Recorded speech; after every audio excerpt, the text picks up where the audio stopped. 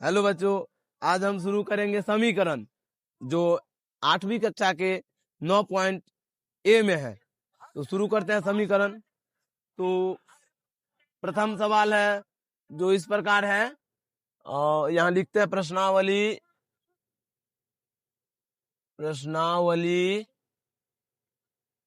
9 ए। ठीक है, सवाल है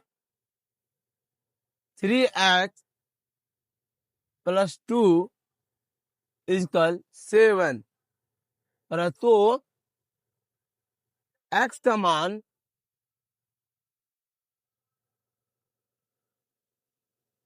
क्या होगा? x का मान क्या होगा? ये समीकरण रहा। इसमें कह रहा है x का मान निकालने के लिए। ये रहा समीकरण, बैठ जा तू। ये रहा समीकरण। समीकरण हम लिख लेते हैं फिर से। देखो, ये रहा समीकरण, इसमें हम x का मान निकालना है। इधर है 3x + 2। तो किसी भी अंक को जोड़ने के लिए बराबर वाली संख्या होना, जैसे x इधर अल्फाबेटिक नंबर है तो यहाँ भी अल्फाबेटिक नंबर होना चाहिए, लेकिन यहाँ अल्फाबेटिक नंबर नहीं है, इसलिए अल्फाबेटिक नंबर से ये नहीं जुड़ेगी। ठीक है, अगर 3x इधर है, ये बिना अल्फाबेट का है, तो ये प्लस में इस साइड इसको भेजना है 7 के पास। तो प्लस में उस साइड चल गया तो क्या हो जाएगा? माइनस में हो जाएगा ना। बराबर के पहले अगर प्लस में है, अगर उस साइड गया तो माइनस में, अगर माइनस में है बराबर के पार गए तो प्लस में, चिन्ह बदल जाता है। तो 3x ये प्लस में है बराबर 7, प्लस में इस साइड गया तो माइनस में, है ना। 3x इसको घटा दिए तो 5, x का x 5। ये जो अभी क्या है, गुना में है, गुना में है ना, तो बराबर का इस उस साइड जाएगा तो क्या हो जाएगा? बट्टा में। गुना में रहेंगे तो बट्टा में हो जाएंगे, है ना। तो इसको हम काट लेंगे, दशमलव में कट रहा तो काट लेंगे।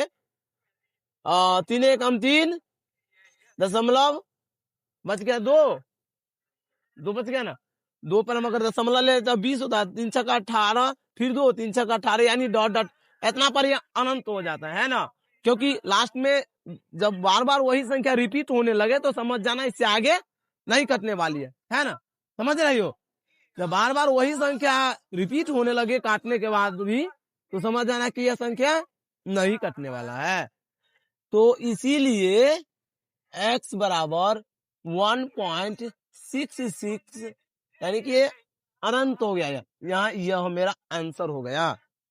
ये रहा आंसर। ठीक है, ये आंसर रहा। दिखा दो बुआ, जूम करके दिखा दो, इसको जूम करके दिखा दो। सब समझे? समझी तुम लोग? नहीं समझी? यह समीकरण है जिसको हम इस तरीके से बनाए हैं। अगला समीकरण भी उसी तरीके से बनाएंगे। एक और हम बताते हैं, ठीक है, एक और हम बताते हैं। जरा एक बार उस सबको भी अति कर लो रे बुआ, एक बार इस सबको भी रिकवर कर लो। तब तक हम दूसरा सवाल लिख रहे हैं। ठीक है, दूसरा सवाल हम इस साइड में लिख रहे हैं। 2 नंबर सवाल है 4x + 10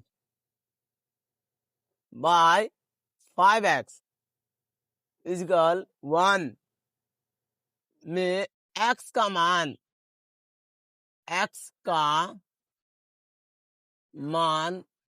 क्या होगा? इसमें भी करा x का मान क्या होगा। ठीक है, घुमा लीजिए एक बार। x का मान क्या होगा? जूम करके इसको दिखाओ तो आ रहा है बढ़िया से। x का मान क्या होगा? तो हम लिखते हैं, चूंकि 4x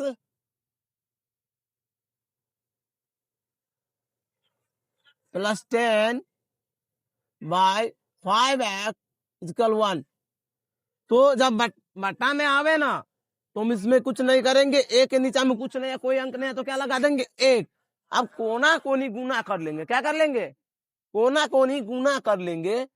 तो 4x + 10 इसको हम गुना करेंगे 1 से, बराबर 5x × 1, इसको भी गुना कर लेंगे। अब किसी भी संख्या को हम अगर 1 से गुना कर रहे हैं तो जितना संख्या वही का वही आ जाएंगे। समझी?